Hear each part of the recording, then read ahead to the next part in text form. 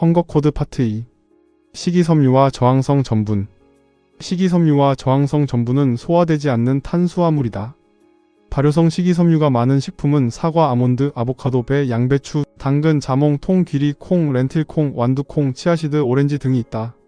저항성 전분은 소화되지 않는 포도당 분자 사슬이다. 원래부터 소화되지 않는 형태인 천연 저항성 전분도 있다. 일반 쌀은 조리한 뒤 냉장 보관했다가 다시 데우면 저항성 전분 함량이 거의 2.5배까지 증가한다. 그러나 감자는 저항성 전분을 최대화하려면 차갑게 먹어야 한다. 위 배출 속도. 위는 우리가 섭취한 음식을 위산과 섞은 다음 그 혼합물을 안정한 속도로 장으로 내보낸다. 그러면 장에서 영양소가 흡수된다. 위에서 영양소가 빠르게 배출되면 그만큼 흡수 속도가 증가한다. 반대로 위에 오래 머물면 흡수 속도는 느려진다. 이는 음식을 어떻게 준비하느냐에 따라 달라진다. 동일한 125kcal 분량의 통사과 슬라이스, 사과를 조리한 후 갈아 만든 애플소스, 착즙한 사과 주스를 비교해보면 세 개 모두 열량은 동일하지만 몸에서 흡수되는 반응은 크게 다르다. 통사과는 위에 더 오래 머물면서 포만감을 오래 유지시켜주기 때문에 이후 식사에서의 섭취량이 줄어든다. 그러나 사과를 조리하거나 착즙하면 미리 소화한 상태가 되어 위에서 더 빠르게 배출되고 장에서 더 빠르게 흡수된다. 흡수가 빠를수록 혈당은 더 높이 상승하고 따라서 인슐린 분비도 증가한다. 그리고 체중은 증가한다. 과일에는 과당이 들어있다.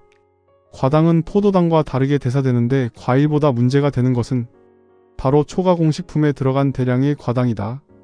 이 대량의 과당은 간으로 보내져서 간에 과도하게 축적되면 지방간이 생긴다. 그러므로 과일은 과당 함량이 높은 과일을 줄이도록 해야 한다. 우리의 뇌는 더 걸쭉한 액체를 보다 음식다운 것으로 인식한다. 이는 포만 호르몬인 GLP-1의 분비를 자극해 배고픔을 최대 30%까지 줄여준다.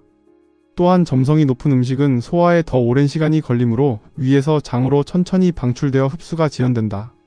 우리 몸은 탄수화물을 소화하기 위해 침과 췌장에서 분비되는 아밀레이스라는 효소에 의존한다. 레몬즙과 식초 같은 산성식품 그리고 발효식품은 타액의 아밀레이스의 작용을 억제하여 소화를 늦춘다. 빵에 식초와 올리브오일을 곁들이거나 국수에 김치를 곁들이면 소화 속도가 늦춰지고 그러면 포도당이 더 천천히 흡수되고 인슐린 반응은 최대 50%까지 감소한다. 탄수화물 섭취 방법. 탄수화물을 다른 음식 없이 단독으로 섭취하면 빠르게 소화되고 빠르게 흡수된다. 거의 100% 순수한 포도당이 혈당과 인슐린을 크게 급등시킨다. 반면에 고기와 같이 다른 음식과 함께 탄수화물을 섭취하면 포도당이 위에서 단백질과 지방과 섞여 소화 속도를 늦추고 혈당과 인슐린의 급격한 상승을 완화시킨다. 탄수화물을 단독으로 섭취하지 않으려면 단백질 중심으로 식사를 해야 한다. 또한 버터와 같은 식이지방을 함께 섭취하면 탄수화물만 먹었을 때보다 혈당을 30%가량 낮출 수 있다. 무엇을 먹느냐도 중요하지만 어떤 순서로 먹는가도 주의해야 한다. 탄수화물을 먹기 전에 단백질과 채소를 먼저 먹으면 탄수화물을 먼저 먹을 때보다 혈당과 인슐린 반응이 무려 40에서 50%가 감소한다. 놀랍게도 음식의 종류가 동일함에도 순서만 바뀌어도 이런 효과가 나타난다. 언제 먹는가 역시 중요한 문제다. 생리학적으로 볼 때 늦은 시간에 식사를 하는 것에는 다음의 문제가 따른다. 저녁에서 밤으로 갈수록 더 크게 배고픔을 느끼는 경향이 있다. 그리고 똑같은 음식을 먹더라도 저녁에 먹으면 인슐린 반응이 거의 30%나 더 커진다. 그러므로 같은 저녁 식사라도 밤 9시보다는 저녁 6시 이전에 하는 것이 체중을 줄이는 데 도움이 된다. 사장 호르몬은 어떻게 배고픔을 지속시키는가? 2010년 등장한 특효약은 체중 감량 수술, 즉 비만대사 수술이었다. 이 수술의 초기 결과는 놀라웠다. 사람들은 수십 킬로그램을 감량했고 줄인 체중을 한동안 유지했다. 그러나 시간이 지나자 줄었던 체중은 다시 이전과 같이 돌아왔다. 무엇이 문제였을까? 수술은 사람들의 물리적으로 먹을 수 있는 음식의 양을 줄였지만 배고픔 자체를 줄이지는 못했다. 문제는 배고픔이었다. 항상성 배고픔은 주로 신경호르몬적 요인에 의해 유발된다. 우리의 체중 변화에는 어떤 호르몬들이 영향을 미치는 것일까? 렙틴. 1990년대 중반 발견한 호르몬으로 지방세포는 렙틴이라는 단백질을 분비한다. 렙틴은 뇌의 식욕 중추에 작용해 배고픔을 꺼버리라고 신호를 보낸다. 렙틴은 지방이 너무 많다는 신호다. 인슐린이 체지방 온도 조절기를 올리는 반면 렙틴은 조절기를 내린다. 그러나 체중을 줄이기 위해 렙틴을 주사해도 효과는 없다. 과체중인 사람은 렙틴 수치가 이미 높은 상태로 비만은 렙틴 저항성 상태다. 렙틴이 체지방 온도 조절기의 설정값을 낮추는 작용을 하기는 하지만 그 신호가 약하다는 뜻이다.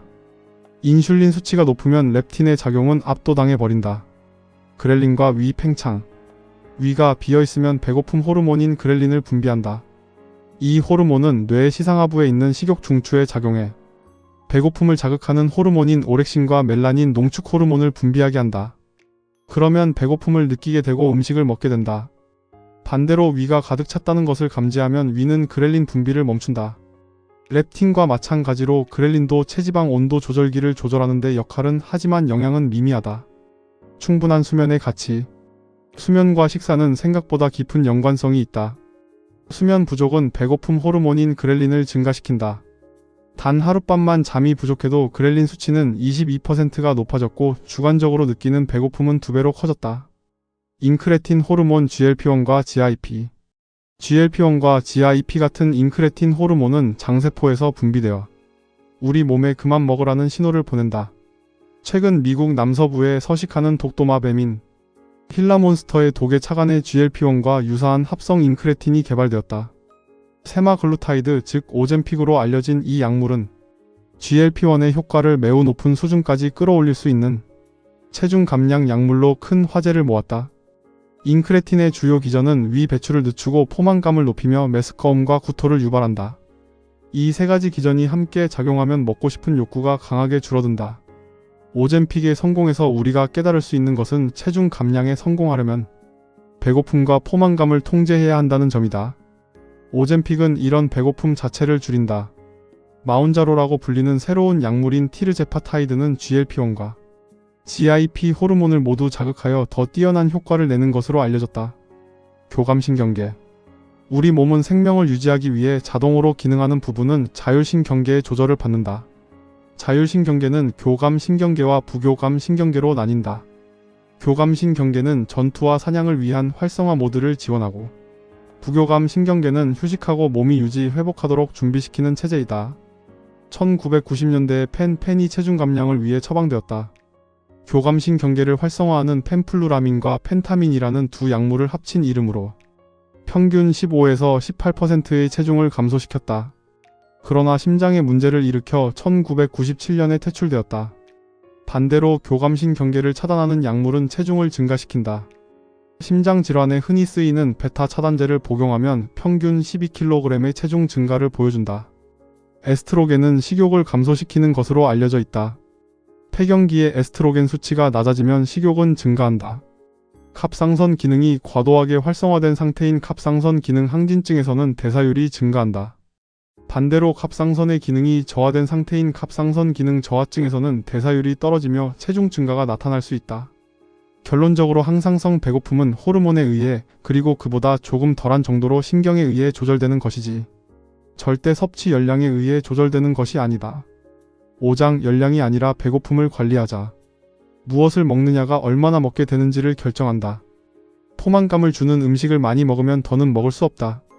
강력한 포만 호르몬이 작동해 먹는 행위를 멈추게 하기 때문이다. 반대로 포만감을 주지 못하는 음식을 먹으면 더 자주 더 많이 먹게 된다. 연구에 따르면 음식에 따라 포만감 효과가 많게는 7배까지 차이가 나는 것으로 나타났다. 열량이 같은 음식이라고 포만감까지 같은 것은 아니다. 500kcal짜리 탄산음료를 마셔도 허기는 가라앉지 않지만 500kcal짜리 햄버거 패티를 먹으면 배고픔이 해소된다. 포만감을 잘 주는 음식을 먹는 것이야말로 체지방 온도 조절기의 설정값을 건강한 체중 수준으로 낮추고 그 상태를 유지해 체중이 슬금슬금 다시 늘어나는 이를 막는 핵심이다. 자연상태의 식이지방은 몸에 좋다. 윌리엄 오슬러는 흔히 현대의학의 아버지로 불린다. 오슬러 박사가 1892년에 펴낸 전형적인 교과서 내 과학의 원리와 실제에서 비만 치료를 위해 권장한 식단은 지방 65%, 단백질 32%, 탄수화물 3%였다. 그는 지방을 그대로 섭취하면 포만감이 높아지므로 이것이 비만 치료에 결정적으로 중요하다고 보았다. 지방을 먹으면 펩타이드 YY, 콜레시스토킨인, 인크레틴 같은 포만 호르몬이 분비된다. 자연 상태의 지방이 건강에 이롭다는 분명한 증거가 있는데도 많은 사람들은 왜 반대로 믿게 되었을까? 1961년 이후 미국 심장협회는 식이지방, 특히 포화지방의 섭취를 줄이라고 권고했다. 코코넛 오일, 버터, 동물성 지방처럼 자연적으로 존재하는 포화지방은 악마 취급을 받았다. 그 대신 심장질환을 줄인다는 명분 아래 미국인들은 당시 새롭게 등장한 수소화 기름, 즉 트랜스 지방으로 만든 마가린으로 바꾸라는 권고를 받았다. 이어 1977년 발표된 미국 정부의 식생활 지침은 심장질환을 근절할 수 있다는 잘못된 믿음 아래 지방은 덜 먹고 정제 탄수화물은 더 먹으라고 권했다. 1990년대 초에는 미국 농무부가 여러 식품군의 하루 권장 섭취량을 시각화한 푸드 피라미드를 내놓았다. 여기에는 빵, 시리얼, 쌀, 파스타 같은 음식을 하루 6번에서 11번 섭취하라고 했다. 그리고 미국인들은 그 지침을 순순히 따랐다. 1980년대 미국에서 비만율이 올라가자 일부 사람들이 프렌치 패러독스를 지적했다. 버터와 크림 같은 자연 지방을 많이 먹는 프랑스 사람들이 저지방식을 하는 미국인들보다 심장질환과 비만 비율이 낮은 점을 지적한 것이다. 그러나 이것은 역설이 아니다. 답은 간단하다. 자연지방은 심장질환을 일으키지 않으며 지방을 덜 먹는다고 해서 심장질환이 줄어드는 것도 아니었다. 자연지방은 자연적으로 존재하는 지방으로 코코넛 오일, 치아씨드 오일, 아보카도유, 버터 등에 들어있는 지방과 동물성 지방을 말한다. 그러나 면시류, 해바라기씨유, 대두유 같은 산업적 종자유는 값싸게 생산할 수 있지만 대개 화학적 가공 과정을 거친다. 씨앗에서 기름을 뽑아낼 때는 석유계 용매인 핵산을 사용하고 이후에 표백, 탈취, 검질 제거 같은 정제 과정을 거친다. 이렇게 처리된 지방 가운데 일부는 실온에서 고체 상태가 되도록 수소화 또는 부분 수소화를 한다. 액체 상태인 지방에 수소를 더해 가공하면 화학적 조성이 바뀌면서 트랜스 지방이 된다. 1990년대 들어 수행된 연구에서 트랜스 지방 섭취가 2% 증가할 때마다 심장질환 위험이 무려 23% 높아진다는 사실이 밝혀졌다. 트랜스 지방 때문에 1년에 발생하는 심근경색은 무려 7만 6천 건에서 22만 8천 건에 이르는 것으로 추정한다. 2013년 11월 미국 식품의약국은 부분 수소화유를 일반적으로 안전한 것으로 인정되는 물질 목록에서 제외했다. 결국 인간이 역사적으로 오랜 기간 먹어오던 자연지방을 먹는 것이 가장 안전하다. 식이 단백질은 다른 다량 영양소보다 포만 호르몬을 더 강하게 증가시킨다. 또한 우리의 대사율도 높인다. 단백질은 몸속에서 소화, 분해되면 아미노산이 된다. 하지만 아미노산은 저장해 둘 수 없기 때문에 남은 단백질은 간에서 포도당으로 바뀌어야 한다. 따라서 단백질을 지나치게 많이 먹는 것은 포도당을 지나치게 많이 먹는 것과 크게 다르지 않다. 단백질 파우더로 단백질을 보충하려는 사람들이 많은데 안타깝게도 초가공된 단백질 파우더를 먹는 것은 자연적으로 단백질이 풍부한 식품을 먹는 것과는 다르다. 단백질 파우더는 흔히 값싼 식물성 또는 동물성 원료를 가공해 단백질만 분리하는 식으로 만든다. 그 과정에서 유익한 영양소가 제거되고 여기에 감미료나 첨가물이 들어간다. 그러므로 가공된 단백질 파우더를 섭취하는 대신 자연적인 단백질 식품을 먹어야 한다. 쓴맛 나는 음식. 쓴맛 성분은 콜레시스토키닌과 GLP-1을 증가시키고 그렐린을 줄이며 위가 비워지는 속도를 늦춘다. 다크 초콜릿, 커피, 케일, 가지, 방울 양배추 등이 있다. 일부 연구에서는 강황의 활성 성분인 커큐민이 GLP-1을 많게는 30%까지 증가시켜 체중 감량에 도움이 될 수 있다고 보고했다. 차도 도움이 되는데 녹차가 가장 좋고 다음으로 우롱차와 홍차도 좋다. 연구에 의하면 녹차를 많이 마시면 대사율을 높이고 배고픔과 식욕을 줄여주며 포도당의 흡수를 차단하는 것으로 밝혀졌다. 차 말고도 커피가 도움이 될 수 있다. 카페인은 지방의 산화와 대사율을 최대 10%까지 높여준다. 항산화 물질도 풍부하며 알파 글루코시다아제와 클로로제닉산이 들어있어 탄수화물을 천천히 흡수한다. 반면에 피해야 할 것으로는 탄산수와 다이어트 콜라가 있다. 2017년에 20명을 대상으로 소규모 연구를 진행했는데 어떠한 향도 첨가되지 않은 탄산수도 식용 호르몬인 그렐린 분비를 증가시키는 것으로 밝혀졌다. 무설탕이지만 탄산수가 식욕을 자극할 가능성이 있다. 또한 제로 콜라 또는 다이어트 탄산음료도 안전하지 않다. 저칼로리 감미료를 많이 섭취할수록 오히려 더 배가 고파진다.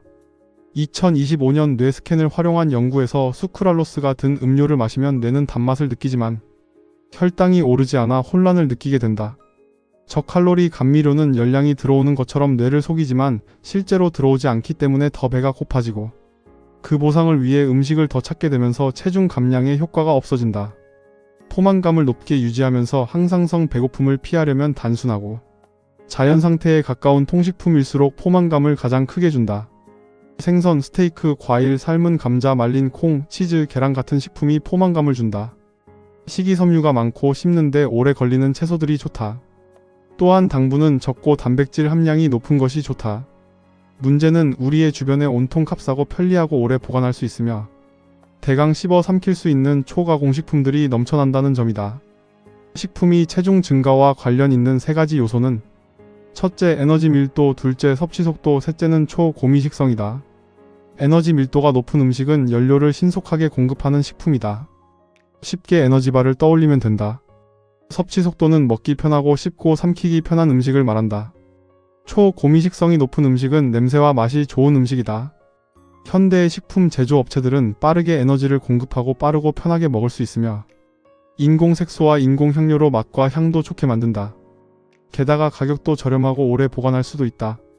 이런 초가공식품들은 포만감을 최대한 덜 느끼도록 의도적으로 만들어졌기에 우리는 먹고 또 먹게 된다. 6장 초가공식품에 중독되다. 브라질 상파울루 대학교의 카를로스 몬테이루 박사는 이상한 점을 발견했다. 사람들이 예전보다 설탕, 기름, 소금을 덜 사고 있었지만 브라질 사람들이 꾸준히 체중이 증가하고 있었기 때문이다. 그들이 살이 찌게 된 원인은 식탁에서 찾을 수 있었다. 사람들은 전통 브라질 가정식에서 점차 마트에서 파는 케이크와 시리얼, 크래커, 감자칩, 탄산음료 등과 같이 조리가 필요 없는 초가공식품으로 바뀌었기 때문이었다. 한마디로 초가공식품이 원인이었다. 사람들이 먹고 있던 포장식품들은 인공색소, 향료, 보존료를 비롯해 고도로 가공된 원재료가 잔뜩 들어있는 것들이었다. 2014년 브라질 정부는 몬테이루 박사의 권고를 바탕으로 식생활 지침을 전면 개정했다. 몬테이루 박사는 노바 식품 분류 체계를 개발했다. 가공 정도에 따라 4가지 범주로 나뉜다. 1구는 비가공식품 또는 채소 가공식품이다. 과일, 채소 그리고 육류와 생선 등이 해당한다. 2구는 가공한 조리 재료로 자연식품에서 추출해 음식의 간과 조리 시 양념으로 쓰이는 것들로 소금, 설탕, 기름과 꿀 등이다. 3구는 가공식품으로 소금, 설탕 등의 양념과 소스를 사용해 산업적으로 제조한 식품이다. 고기 통조림과 채소 통조림, 토마토 페이스트와 가공 육포 등이 해당한다. 4구는 초가공식품으로 대체로 값싼 생산 원료를 여러 방식으로 가공해 만든 식품이다. 사탕류와 시리얼 그리고 여러 과자류와 마트의 빵 등이 해당한다. 마트에서 제품의 원재료 성분을 보고 거기에 적힌 원료명이 낯설고 정체를 알 수 없는 것들이라면 그것이 바로 초가공식품이다. 시중에서 판매되는 대부분의 식빵, 머핀, 베이글, 케이크, 쿠키, 비스킷은 명백히 초가공식품이다.